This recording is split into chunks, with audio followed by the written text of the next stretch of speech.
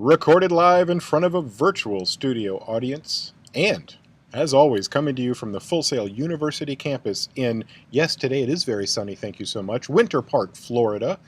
It's the Media Communications BS Hour. The BS, of course, stands for Bachelor of Science, but at the end of the hour, you guys might think of some other more appropriate meanings. We'll leave that up to you. Joining us on this thrilling journey to the heart of the media communications industry, we have an astounding faculty from the MCBS program here to spend the next hour or so with us. And I would like to hear from them because they're such incredible people. How about we'll start down at the far end and work ourselves east? Robert, how's it going way down there? It's going well, Jason. Welcome, everyone, to our MCBS Hour here. Looking forward to some of the topics that you have in store for us. And somebody's breathing heavy in their microphone. I don't know who that is. It sounds like an episode we had a while back. Anyway, on that note, I'd like to pass it on to my buddy Pete Episcopo. I am a little winded. The vending machine was not working for me to get some refreshment, but I'll try not to lock up on you guys. Thank you so much, Robert. And hi, everybody. Yes, just like Robert, I'm so looking forward to what we have on our list of things to talk about today. And so I hope you're going to hang with us the whole time. I will pass it on to the best program director ever, Kathy Craven. Hi, Kathy. Are you there? Well, that's a tough. It's funny because you all in the audience don't know this, but actually sitting closest to Pete was Lisa, and so I was thinking, wow, Lisa has a new position I don't know about, and she would be the greatest ever, that's for sure. But thank you for that, Pete. Pete is always so incredibly gracious. But the thing is that you guys all make me look good. It's just, you guys are the real thing. So as you students know, you guys have the best faculty. You're so lucky. So thank you, Pete, and it's great to be here. And I'm going to pass it on to the best aesthetics teacher, portfolio teacher that we have, and instructional designer around. Thank you, Lisa. Thank you very much. Well, I wanted to make sure before I just jumped in here. But hello, everyone. Great to be here for our holiday special. I guess it's not really that special, but last show before the holidays, and I hope everybody's excited. That would finish off our windowed row, and I believe, if I'm not mistaken, send us all the way over to one of the cubbies in the shadows with Shannon Gillette. How are you doing, Shannon? I am doing great today. It is a gorgeous, gorgeous day here in sunny Florida, as you heard before. A little cold for my end of the Florida person in me, but luckily I have everybody in here to do a great show and warm me up while I watch it today. So very excited to be doing that. Oh, and we're all pretty excited because this is the final show of 2013. It's been an incredible year, absolutely incredible year. MCBS itself turned a year old not a month ago. So 2013 has been the year of MCBS, and I can tell you a little secret. I know some things about what's coming in 2014, and it will also be called the year of MCBS, so be prepared for that. But let's go ahead and get started with our look back. And our first look back isn't going to take us back to just 2013. It's going to look back at 25 years of The Simpsons television show. 25 years ago last night, the very first episode of The Simpsons aired on Fox. It has been such a long ride. Nobody ever expected a show to last this long or have this much of an impact on society. What do you guys think of The Simpsons? Have you been big Simpson fans out there? Certainly I'm not alone.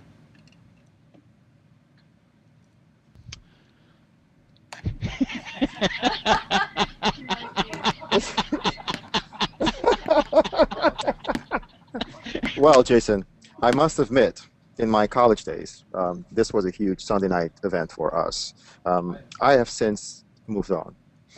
But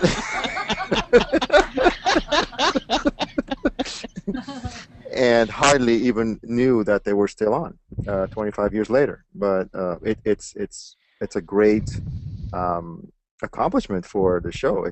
It tells you how uh, the longevity and the new, I guess, generation of followers have been keeping that show up.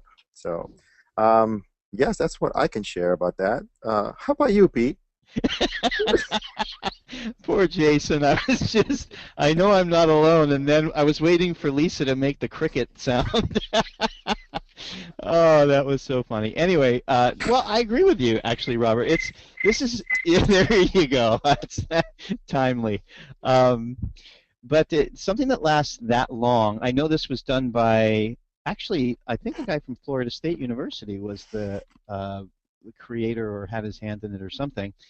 And he does actually return to Florida State and then go through a whole, works with the broadcast students there on it. It is quite an accomplishment. In anything that has a shelf life, I mean, we were just looking at, I think, Wheel of Fortune is still on. So, I mean, when you think of longevity like that, that's something that deserves an accolade. And The Simpsons, yeah, it's lasted. And I think you hit on a good point. Something that is sort of timeless in its appeal. And we've also seen the animated, regular sort of primetime show that's not just geared for kids be successful because it's still going on with everything from Family Guy to who knows what. So, yeah, I would say that they have a winner. It's about time that it's recognized for what it's accomplished. So there you go. Jason, this is Kathy. I'm wondering, I remember when this show came out, my daughter was very young and she's now 24 years old. So she, and I remember it being a really big deal then because it was kind of a breakthrough in animation. It was kind of one of the first ones to do, oh, what's the right term? Kind of snarky Yeah. cartoons, where it's not just your innocent kind of Little Bear, if you guys are familiar with that type cartoon, but it has a kind of an edge to it. So it was really I remember kind of a new idea. But I'm wondering, students today that are in here with us today, if you want to put something in the chat, I'd love to know if any of you watch this show, if it still has an audience. While we're waiting for them to type, I can tell you that when I first started watching this, I wasn't as young as Bart Simpson, but it was easier for me to identify with him. And now all these years later, it's so much easier to identify with Homer. I get it, Homer. I understand what you're going through, buddy. Have a beer and a donut. It's going to be okay.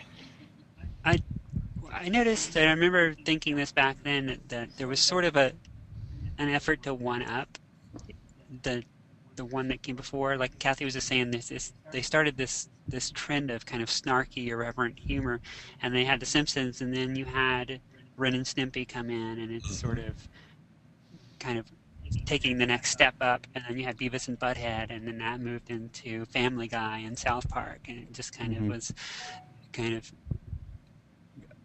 just kind of snowballing in this trend of increasing irreverence.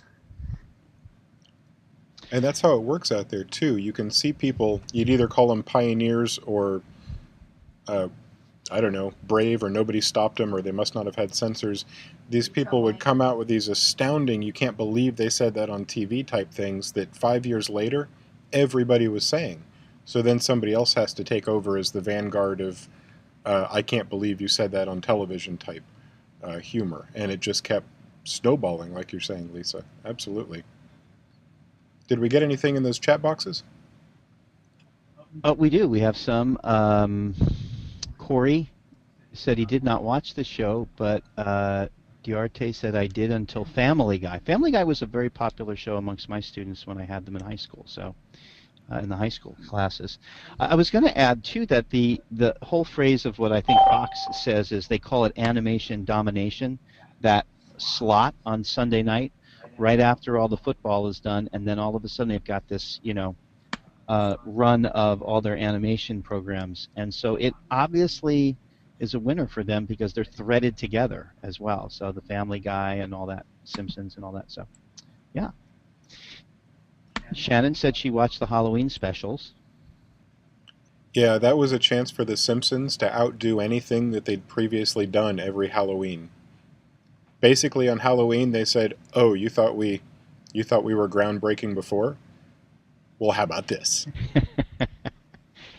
And of course, the phrase "do," right? No! Could forget that. Well, let's segue nicely and with a somewhat of a sad note. As we look back at 25 years of The Simpsons, on our next slide we have an image, if you're watching on YouTube or with us here live today. It's a wrap-up of 2013, all the things that happened in 2013. And up in the clouds you can see some of the famous people that we lost this year. James Gandolfini, Nelson Mandela we talked about last week, Roger Ebert earlier this year, but also the voice actress for Mrs. Krabappel, Marcia Wallace. And when I saw that Marcia Wallace, I believe, was like in her late 70s or 80s, she was much older than I ever would have imagined. And for a brief moment, I wondered how somebody that old could get a job with The Simpsons as a voice actress. And it dawned on me that she got that job when she was probably like 45 or 50. So it was not, it's not that they hired somebody that advanced in her years. She stuck around for the whole 25 years. That's Bart Simpson's teacher, Mrs. Krabappel. And if you spell that out, that's Mrs. Crabapple. I would hate for anybody to miss out on the funny that goes with her name.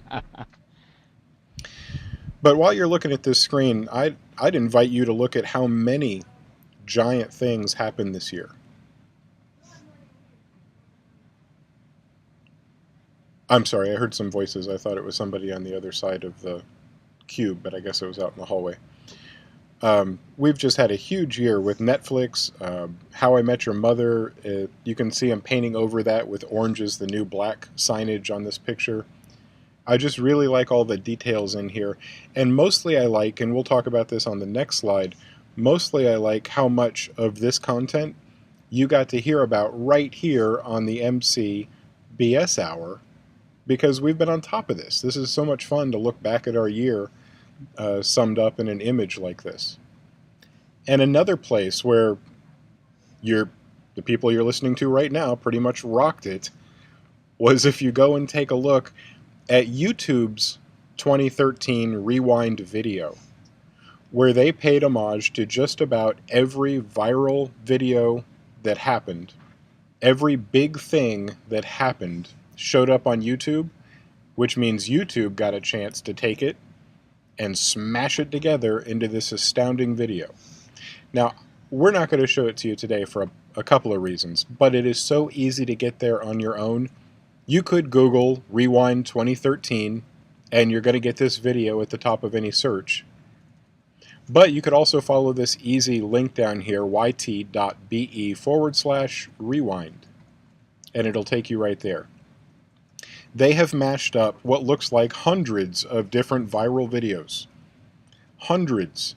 And they put them together in an astounding way. We were watching it a little bit before the show aired, and it's a fun game to play with a group of people because you can point at the screen and yell out what you think you're seeing. They bring up so many different events, so many video events and pop culture events that occurred in the last year. It's like a slideshow recapping the year. Has anybody in the virtual studio audience had a chance to see this yet, or are you all Googling it and watching it now? We did get some responses. Jason, Kevin said this is pretty legit. Sherry, Kid President, is resonating there. And then, so there's some reactions in there. All right. Well, if Kevin said it's legit, you know it's legit. I encourage you guys to go watch this because not only is it fun to watch, when I look at it, it reminds me of all the fun I've had on Wednesday afternoons with the crew in here, because this is the kind of fun stuff we talk about, and it's exciting to see it come to life in one 4 or 5 minute video that I believe is up to like 40 million views already.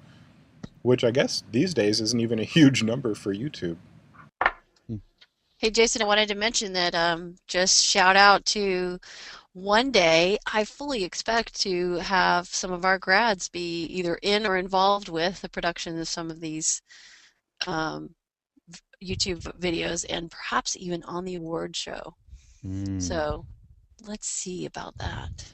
I actually got a chill up my back when you said that. That will be so awesome. It's because it's true. That's exactly right. I can't wait. Come on, guys, get busy, get famous. Chop, chop. Well, we're about to start our next segment where we look at what was called the viral marketing success of the year. But before we get to that, I wanted a little pop quiz for everybody in the virtual studio audience. You can either type your answer or unmute yourself and shout it out. Who is this person? Who is this person? Current live faculty aren't allowed to answer because we already played this game, but everybody else. Who's this lady? Oh, I gave it away. She's a lady. All right. I've cut the answer field in half. I've narrowed it down for you. Are we getting any answers? No. Somebody had a clue. What'd they Somebody say? put a clue in the chat. Diarte got it, yeah. Yep. All right. What? And Diarte said? Looks like Marilyn Monroe. Marilyn Monroe. Excellent. Now, that is not the Marilyn Monroe that I'm used to seeing, because in my poster that I have in my man cave, she's wearing a white dress and standing over a vent, and she's doing her best to hold the dress down. This does not look like her at all. Hair's wet, slicked back. She's got a funky little smile with her head tilted in a weird way. But that's because so much of beauty is contrived, and so much of beauty is in the eye of the beholder. And unfortunately, so much of, I guess for lack of a better way of saying it, a lack of beauty is in the eye of the person themselves. That would probably be why this Dove marketing ad was so incredibly successful this year. And Pete was going to run this down for us. Yes, Jason. This was a really, and actually, I want to say we have talked about these types of things even in the media research class, and because these are sort of those marketing relationship builders. And well, let me tell you what happened here. I'm sure you've seen it, but in case you were unable to catch it, the Dove Real Beauty Sketches is what this was officially called, and there was a short film produced in 2013, this past year, and it was part of a Real Beauty campaign. The aim of the film was to show women that they are more beautiful than they really think, and what they did was Ogilvy and Mather was the ad agency that had several women describe themselves to this forensic artist, this sketch artist.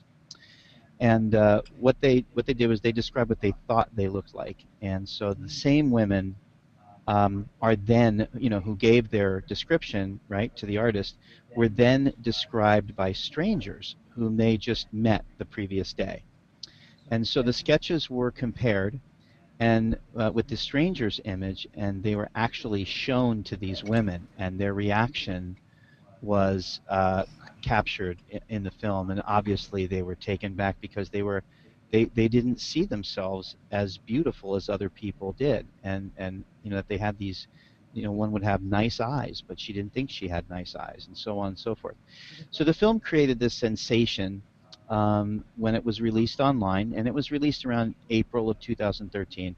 And of course, it quickly went viral. There were 15 million people that downloaded the video within a week of its release. And these are the types of viral video things that we talk about from what, earlier in the year when we talked about Dollar Shave Club. People are actually downloading the ad, if you will, and then sharing it and spreading it. And this is such a, it just so breaks the paradigm of traditional marketing now that it does behoove these companies to create engaging content, content that resonates with their public. So the reaction to it, for example, the London Daily Telegraph said this was Dove's most thought-provoking film yet. The fact that we think of Dove as a filmmaker is amazing, right? Right. And then, Forbes said it was powerful. They did have one of the reviewers from Forbes, though, said it was still focusing too much on appearance, and it really, I think that's sort of missing it, because the fact that it went so viral and continued to have such success, Dove connected uh, with the audience. They connected with people that don't even use Dove soap. I don't use Dove, but I'll tell you, it was touching when I saw this. I mean, it drove the point home. And so beyond the logo, really Dove doesn't really seem to sell soap in this ad. They don't really say anything about their soap or their products. So I think consumers were just left with these images or these emotions that the video caused and associated those emotions with Dove products. So win-win and well-deserved as the most viral video, award, or whatever the title of that is that we just said.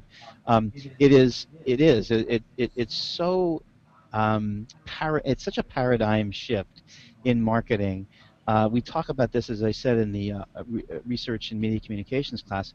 How do you connect with your clients and potential customers? It really is being done through social means, social media, and through these types of viral videos that connect beyond selling the product. So that's pretty much the whole encapsulated story there on this on the Dove beauty sketches. Yeah, Forbes totally missed the ball on that. Yeah, I would think.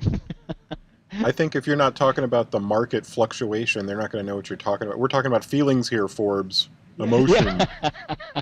I know. It's like, what's the bottom line? And, now you've got, and we haven't even discussed what kind of chatter occurred on Facebook and in Twitter beyond that. This thing just, it nailed it. Bonuses to all who who got this put together, because it's just a winner for sure. Pete, I'm glad you decided are commenting on this. This is such an important viral campaign to look at from so many different angles. This one we talk about in BTS, and I think we talked about it when I got to be with the intro class or the portfolio class a few weeks ago. But when you say that about how many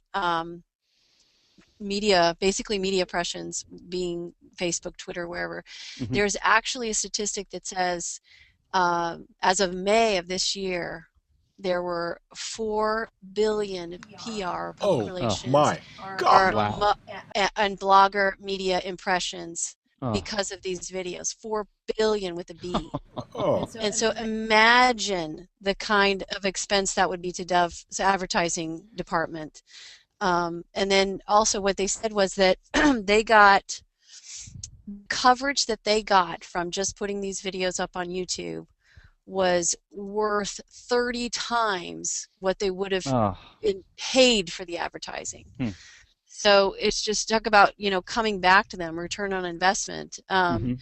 Just fantastic. And also in terms of research, Pete, also they did their homework, because they, what we talk about, I mean, I know Jason and others talk about viral videos, but there are viral videos that, oh, that's really hilarious, I'm going to send it to some friends, and then you forget about it a couple of minutes later. But then there are viral videos that we're trying to get you guys to think about, which is that really have a purpose and really have a plan behind them and are trying to accomplish something. And so Dove put some thought into, of course, this production by looking at, okay, how do we really reach women? And then what they found out was that over half of the women around the world say that they're their own worst critic when it comes to how they look. And so they thought, okay, let's start there. How do we connect with these women where they live deeply?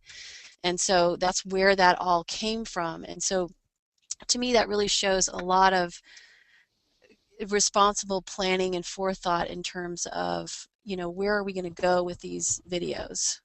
So anyway, great. It's a very interesting campaign. I'm glad you talk about it in your class too, Pete. Yeah, we've often said that, yeah, and I think that's the surprise when you look at how you go about your research. It's it's almost fun to do because you're trying to support a game-changing idea or something. In this case, like you say, reaching women and well, where are they? Where are women at? How do they feel about themselves? And when you we've been throwing this idea around that companies, and not to say that they're all bad, but they're sort of growing this social conscience right now, and that's a great thing, especially coming out of a time when corporations are looked at like, oh, they're just, grabbing for the dollar and trying to sell, sell, sell. And yeah, they're connecting with the individual. That's a good thing. That's a good thing for businesses to do. And again, I agree. Dove just knocked it out of the park on this one.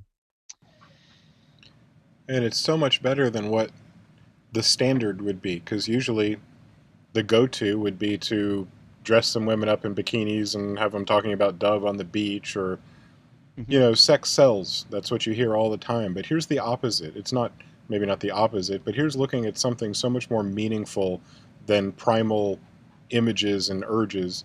And it's going after a socially conscious and relevant topic that bolsters society. It helps us move forward and helps people get a better understanding of who they really, really are. Forget the soap and forget the 4 billion. No, I can't forget that. That's astounding. But I mean, just set all that aside for a second. How much good is that doing in the world? How many people allowed themselves to be a little less critical of themselves? I'd Even if I didn't use Dove, I'd buy it and give it to somebody. That's awesome. They deserve money. And I think speaking to Kathy's point about they did their homework, they did their research. Look at the two statements then. Dove did their research and found this as an approach. Forbes looked at it strictly as, oh, they're just talking about how people look again, but missing the whole point of it. This was based on media research. So, yeah, very, very cool to look into this kind of thing. And that, from 2013, the most impressive viral marketing campaign of the year. Good job, Dove. And thank you, Pete. You're welcome. And that brings us to something that's kind of exciting for me. If you've been with us at the radio show long enough, you probably remember way back when Breaking Bad had its final show of the entire season, the season finale. I'm sorry, the show finale. It was all over. We found out what we found out, and I won't say it in case you haven't seen it yet for some reason. But we heard rumors, because those of us that loved the show didn't want it to quite be over. We heard rumors of another show called Better Call Saul. And even though they haven't started filming, and even though there hasn't been a single promo put out yet, Netflix has already said publicly, as soon as the first season is done airing, you're going to be able to get it right here on Netflix. Netflix does not want to miss out on something as potentially huge as Better Call Saul. And if it's being put together by the same people that put together Breaking Bad, I'm very excited, because this character, one of my favorites, hilarious. He was well, in any case, I think my favorite part of this is knowing that there are so many people out there, Lisa Smith, my family, others out there that don't even have cable anymore. We don't have a chance to watch this stuff live. We live off Netflix and we live off Amazon Prime and Hulu, and we're going to get a chance to see it too. And that's always just such a relief to hear that we're not going to be left out. And you find fewer and fewer shows out there that are only available on cable. Because I, for one, don't pirate, and I would hate to be put in a position where I wished that I did that. I'm just so honest I couldn't possibly. Always a good idea to be ethical, Jason. Absolutely. The opposite of Saul, ironically. Oh my goodness. The spinning cube of Kathy. It must be time for Kathy's Corner. Yay! Yay, it's me again, guys. Happy time. Great to be with you, of course, as always. And I always get a little like, whoo, a little dizzy, but it's good. So as we round this year out, another really exciting announcement. If you guys haven't already heard, I wanted to let you know about Creative Edge. Have you? I'm curious from the students. Have you guys heard about this yet? Anybody, while you're typing, I'm going to tell you what it is. I have not. Oh, no, no. Okay, great. Well, you're going to hear it here first. So if I wasn't supposed to tell you yet, just deny it that you know, okay? So, but I don't think I think you'll know very soon. So we are going to we're one of the programs chosen on campus to work with Creative Edge, which is a place where that houses on an online repository, basically that houses books and videos and tutorials that are mostly around digital media. There's some that are around all kinds of tools you can actually get in there. And Pete, I'm going to have you talk about this in a minute, the certification stuff. There's some connections with Adobe. There's all kinds of like career development, communications, things like that, but a lot of stuff that will be very relevant to the media communications program. So basically, instead of just having one textbook, although some of your classes, I know these guys are so innovative that some of the faculty doesn't even use textbooks now, but this will be a place where that'll house over 10,000 books and over 1,300 videos, and always that number will be increasing. So basically, your instructor can say, here's a link to the book that's online for you, and you'll be able to go in there and read that book. But even more specifically, your instructor can say, you know what, I don't really need you to read the whole book, because let's face it, sometimes you get a textbook and you don't need the whole book. That instructor can say, you know what, I just want you to read chapter 2 of this book, chapter 7 of that book, chapter 8 of that book, and then actually only half of chapter 13 of this other book. So really giving you guys the opportunity to fine-tune what it is that you're using to support the content in your classes. And not only that, but you will also be able to have access to all of that material. So you'll be able to, it's like a library right there online for you that has to do with your courses. So you'll be able to explore that yourselves and do a lot of research and find your own information, and it will be a wonderful resource for you, your own kind of personal Full Sail Media Communications Library. There are a few other programs on campus that will be using it to start, and we'll kind of beta it and then see how that goes. Another really interesting feature is you can actually review books, so that'll be fun. Your teachers can leave notes for you on different sections of books, so it's going to be a really great tool for everyone. So look for that in your January courses. Yeah, and Kathy, I did want to piggyback on to what you were saying, that Yeah. some of these books, the mileage you can get out of this, even beyond the coolness of it to begin with, some of these textbooks tie into certain certifications that we could potentially look into down the road, or that students can actually try to gain outside of MCBS. There's certain Adobe certifications.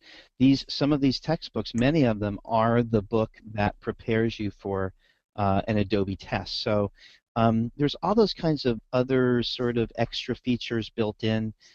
Just as you mentioned before, leaving notes if a student maybe has a question about something. It's so great to be able to point them to any textbook that treats that particular question the best, or maybe kind of drills down even further to get the student thinking beyond it. So yeah, it's a very cool resource. We're all excited on the CD end of things, and again, just are so thankful to all the powers that be that got that one into play. So thanks. Yeah, we've been knowing it's on the horizon, but we're really excited that it's here. And one of the things that I think is going to be really exciting for students is that this even more facilitates really dynamic learning, in that you can really be a part of, I read what my instructor said I should read, but I found this other thing, and this is really cool too, and I want to share that with my classmates, and somebody else can say, I found this one too. And so it doesn't limit you to just, that one, although I know our faculty doesn't really limit you in any way, but it doesn't limit you to just that one textbook. So it allows you to really open your horizons on looking at different resources and different points of view. So we're really excited for you guys. And So a very Merry cool Christmas. search. Yeah, and a very cool search in there too. So don't be afraid to search because there's so many great things you can do just through searching. If you can think it, go search it. And yeah, Absolutely. You can make your own lists as well and your favorites and all that. It'll be a lot of fun. So be looking for that. yep, That's it, Jason.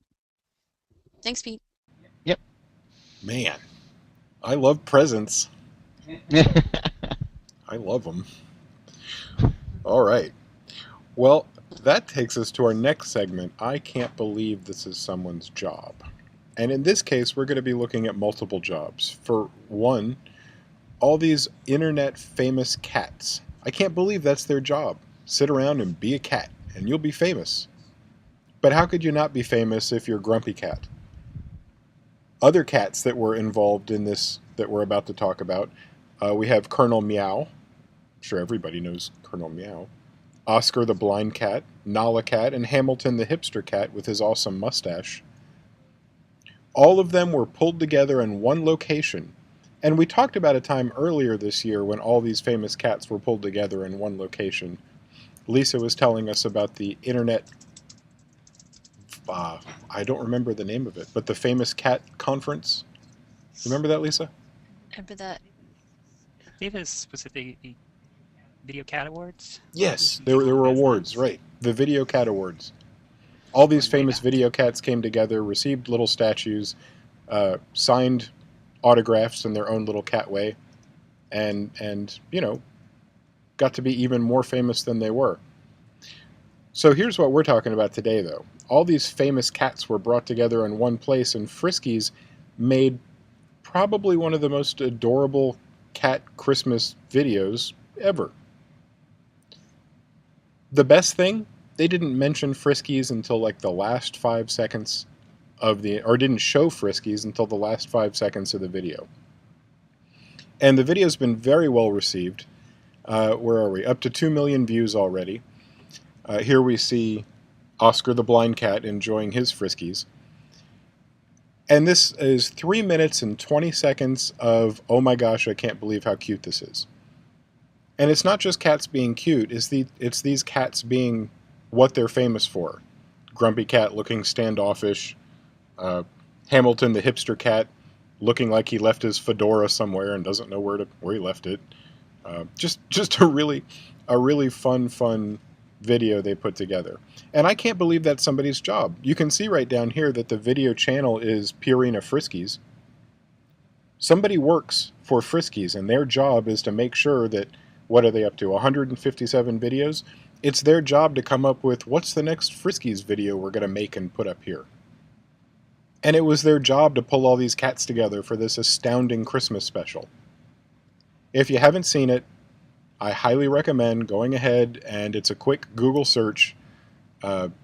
Famous cats, Friskies, and Christmas should put this video right at the top for you.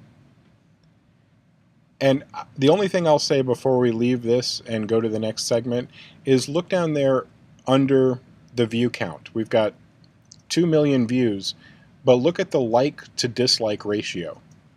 You've got to really be a jerk to dislike cats.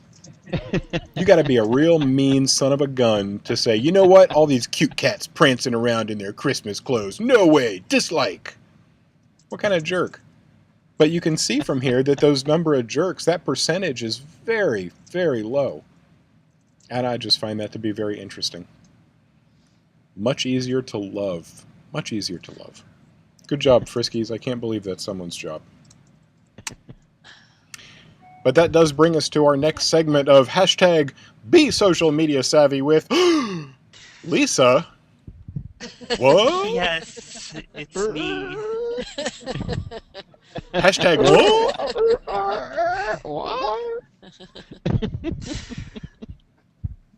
Take it Because away, when Lisa. you think of being social, you think of me, correct?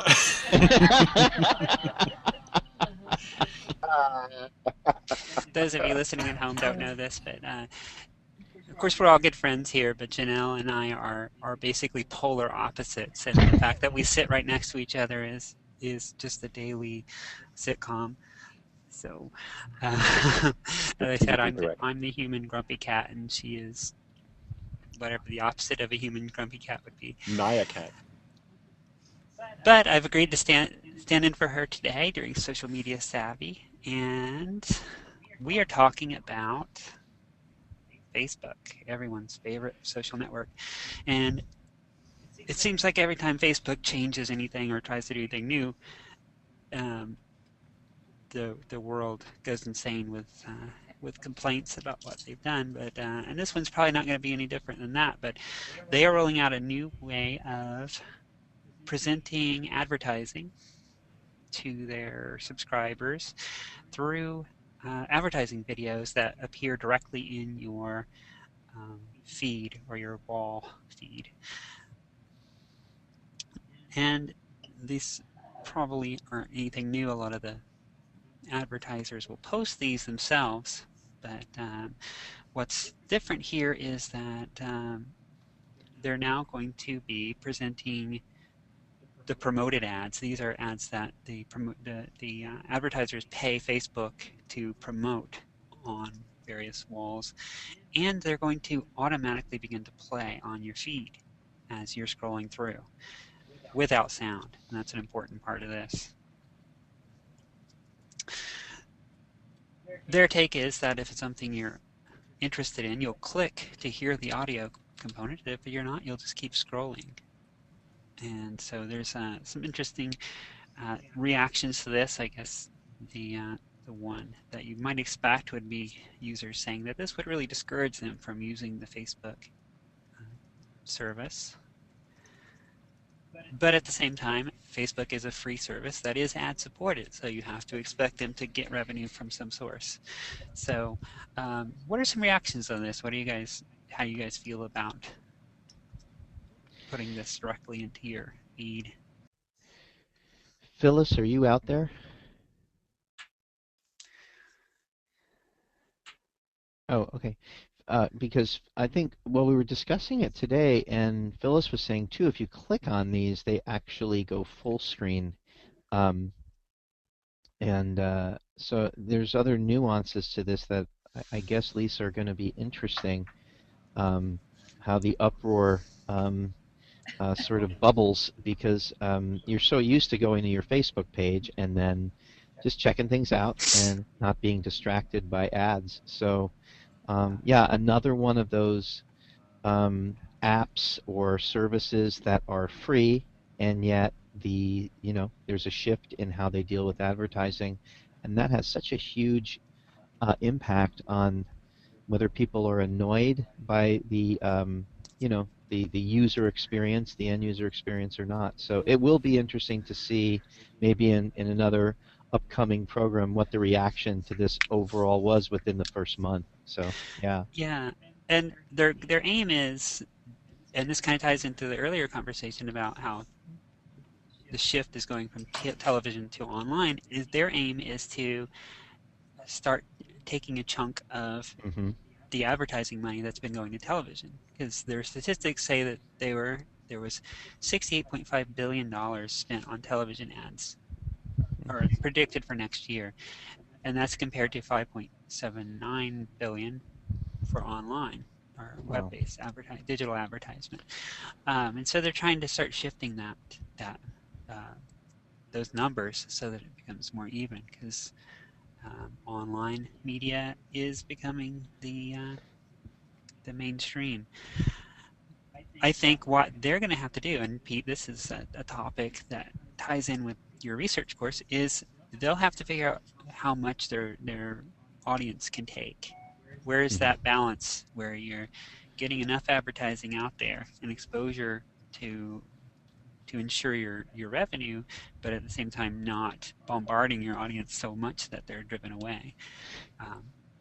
Yeah, that's so interesting you say that, because and you know this as an instructional designer, there are certain places you don't go with your instructional materials so that the cognitive load is distributed properly.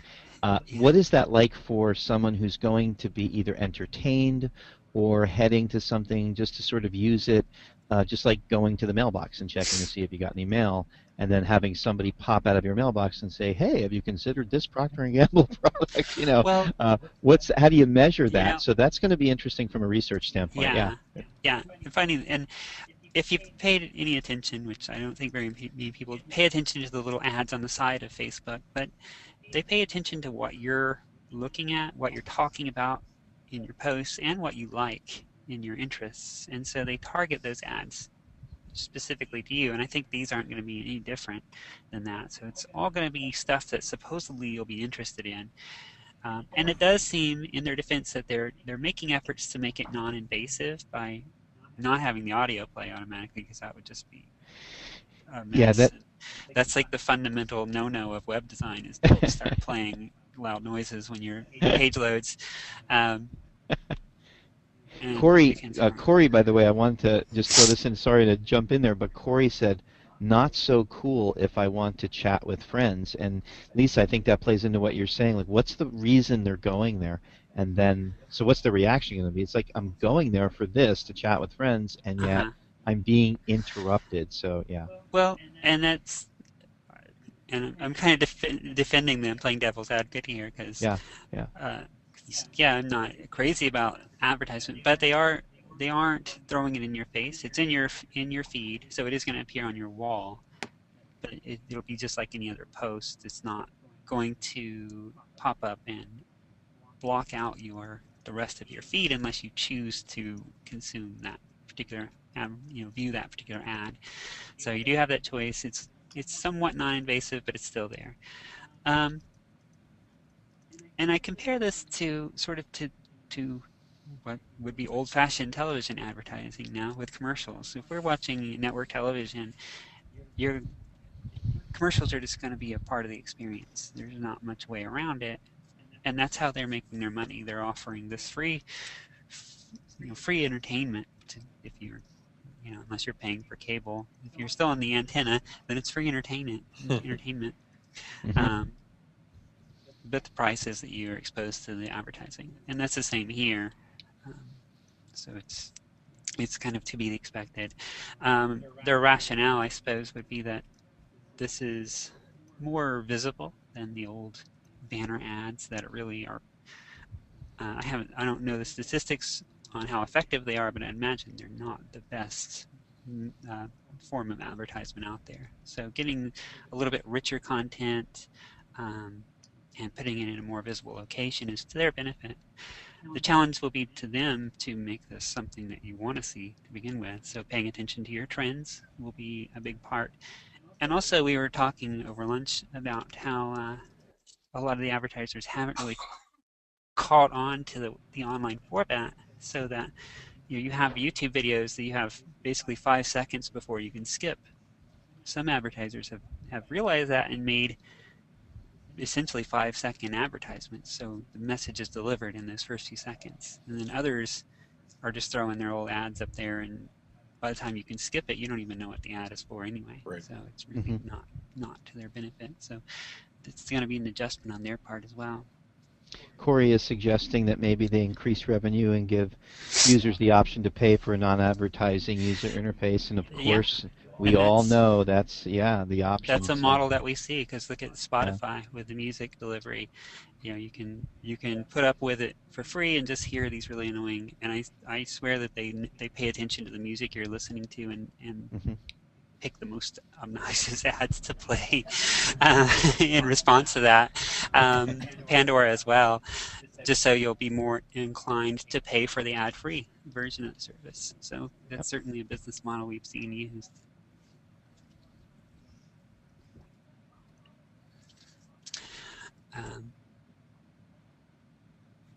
So what are some thoughts? Would you continue? I suspect that we're not going to see mass migrations away from Facebook as a result of this. No. We've put up with all their stuff before, and we're probably not going to stop now. But I think that would be my thought.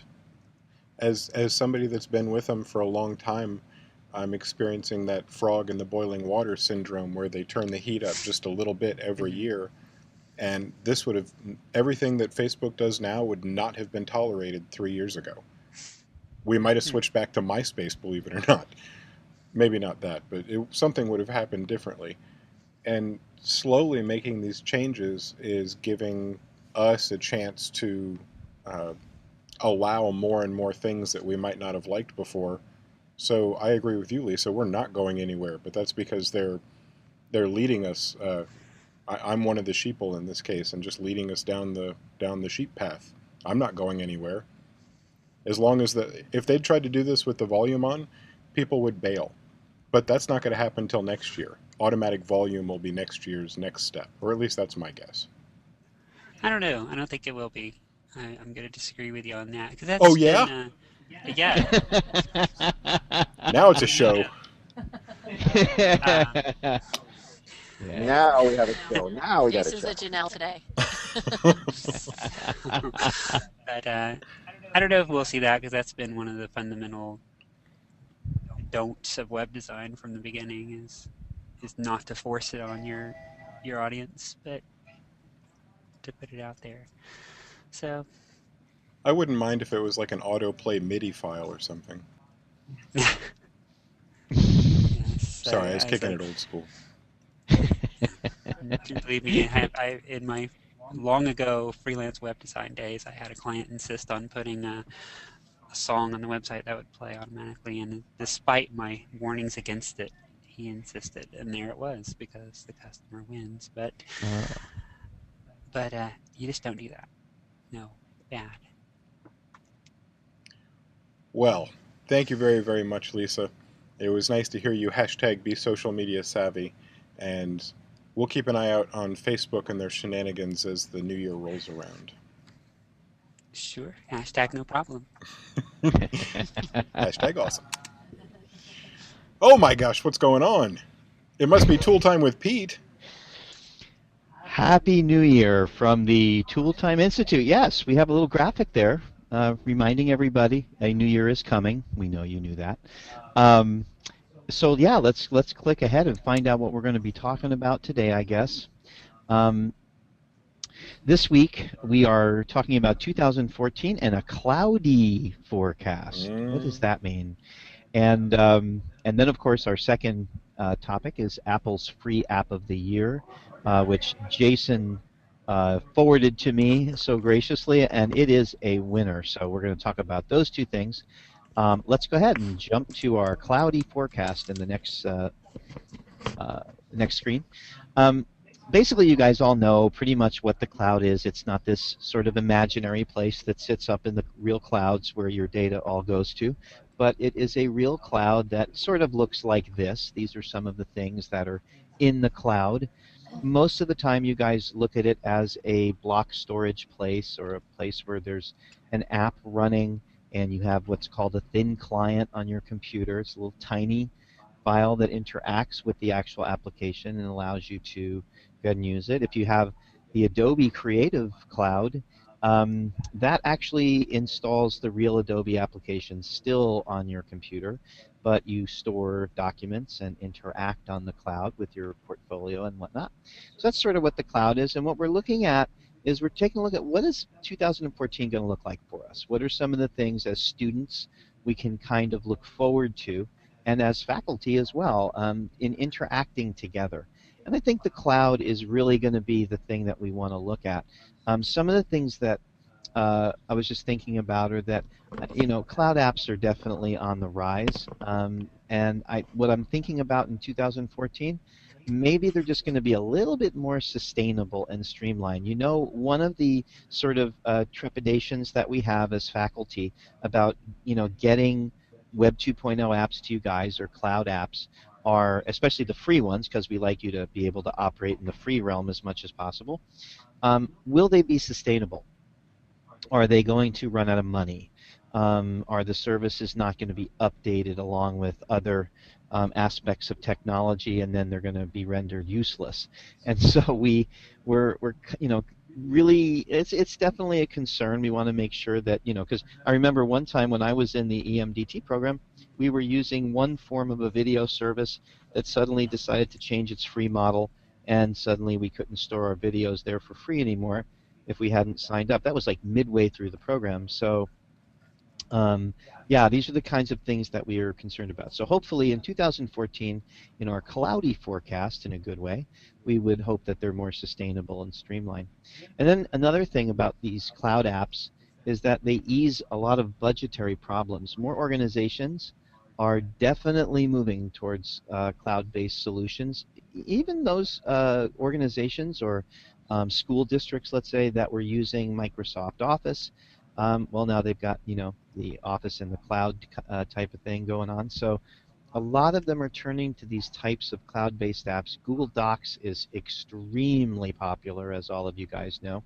And again, as I'm talking about these things, feel free to comment in the chat window about your thoughts on these things. But yeah, it's definitely on the minds of people to save money and ease budgets.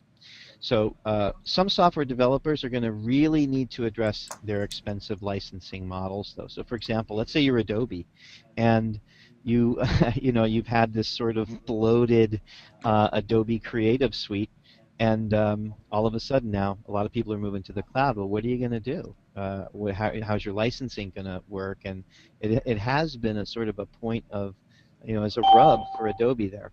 So at any rate, that's what we're looking at, that these cloud apps do help ease budgets. And again, back to the first one, we hope they're sustainable and streamlined. And then lastly, the cloud apps in retail. This is kind of the exciting thing. Have any of you guys gone into stores where they're already using tablet apps to interact with customers coming in, where they can check stock for you or actually create a transaction so you don't have to stand in line and wait for things? This is being done everywhere, even at hotels, where check-in is now changing. I know at all the Disney hotels, now they have someone meet you with an iPad, and you can check in and take care of business that way instead of waiting in line and trying to get the next available cast member to check you in. So improved customer service, probably not overwhelmingly, but we're hoping that that sort of moves ahead this year. And then, of course, the mobile wallet is connected to that. So that's where you go to Starbucks, right? You take out your cell phone and pay for your Starbucks via your app that way. So you can combine all your cards that you get for Christmas, your gift cards, and then you can just pay with your cell phone. So the mobile wallet hopefully will become utilized more by businesses. And that's really what we're thinking about for next year, that we want you guys to sort of keep an eye out for a cloudy, in a good way, 2014 forecast. Cool. Okay, yeah, let's move ahead to the Apple App of the Year. And it is, drum roll, we open the envelope, Duolingo, yeah. And this is a free app, and this is such a cool thing. At Carnegie Mellon University, there's a professor there that taught computer science, and Luis van Aan, and a student, Severin Hacker. What a great name for a programmer, right? Hacker. Thought that there should be a way to use smartphones to teach new languages. And so, of course, there's Rosetta Stone, but it's about $275 to get Rosetta Stone. And so these folks really wanted to create an alternative that was free and that was just as powerful. And, touching again on what Kathy said before about media research, their research showed that a lot of people have to be able to speak another language. However, in order to get a job, let's say, but they don't have the money to drop $275 on Rosetta Stone. So they put their heads together, and they came up with Duolingo, and it was released at the end of 2012. So that qualifies it for, obviously, the end of 2013, because it has to be out for a year. And so 12 months later, guess how many downloads? Well, I have it, I think, up there, 10 million downloads. So let's go to our next screen, and we'll kind of take a look at some of the screenshots of when you first open things up. Duolingo starts to talk to you, actually, and tell you about what this app can do. And so, first of all, they, right out of the gate, and this is that sustainable thing, right? We're talking about apps. Learn a language for free forever. And then, of course, they've gamified it. So not only do you learn the language, but it's gamified. It's fun. There's skills that you develop through a sort of gamified experience, all for free. And then you amass awards. So you get these hearts as you're gaining.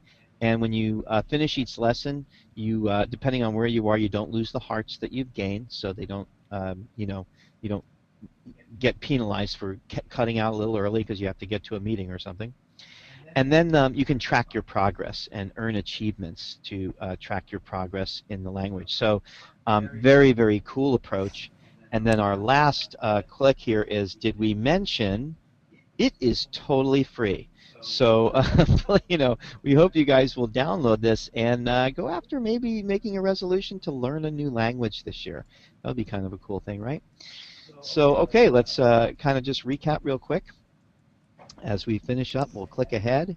And wrapping up, we hope that you have an happy New Year, and that I want to say to the students, look at these students from Carnegie Mellon, and I want to share with you something. I had high school students that actually wrote an iPhone app that's on the iPhone App Store.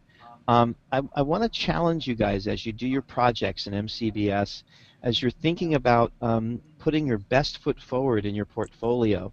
Dream it and do it. Don't wait till after MCBS. As you're gaining all of this great information and knowledge through from class to class, don't be afraid to dream and take those dreams into your portfolio class.